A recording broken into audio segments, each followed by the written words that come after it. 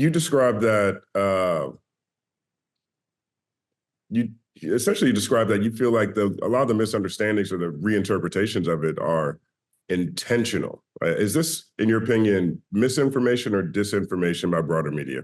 I think it is very intentional because the lies are too elaborate for it to be a mistake. There's a book by Jeff Chang, I think it's Can't Stop, Won't Stop, and there's a passage, and we showed a passage of the book in the film. We showed a few books that had passages calling Coke Rock Caribbean. And they would call him an immigrant. They would say he was Jamaican. There was one passage, I think, in Jeff Chang's book talking about how Kool Herc did his first party and he brought the rhythms of Jamaica, the sound clash, and the toasting from Jamaica. It was a big, elaborate lie.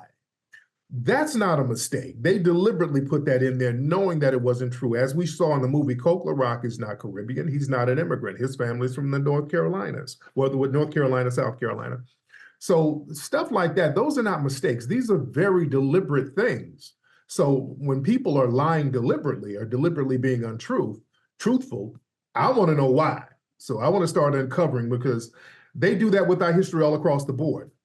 They will deliberately omit certain things about our history. So it's up to us to call it out and uncover it. And that's what we did with the movie. There's a part in the movie where I think that is highlighted in a way that I had never considered, to be perfectly honest, and even as a hip hop journalist. There was a famous Source magazine cover, and they had Kool Herc, Afrika Bambaataa, and Flash on the cover, and it calls them the founders of hip hop. This film really talks about the impact that cover had in terms of determining who the four founders are of hip hop. Can you talk about that scene?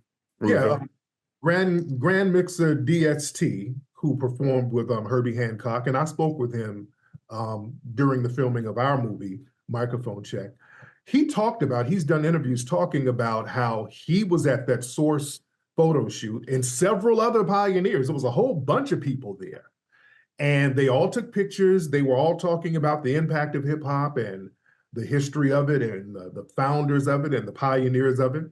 And then in that photo shoot, they took three of them to the side, at Bambaataa, Flash, and Herc, took pictures with them and then said, hey, the founding fathers of hip hop, the three founding fathers.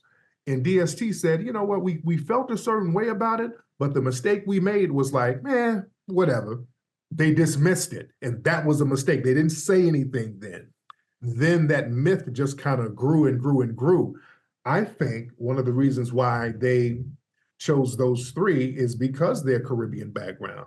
They've ignored a lot of the foundational Black American pioneers, and we talked about those guys in the film. Smokey, John Brown, who Herc saw this guy named John Brown DJing and playing breakbeats before his party in the Bronx.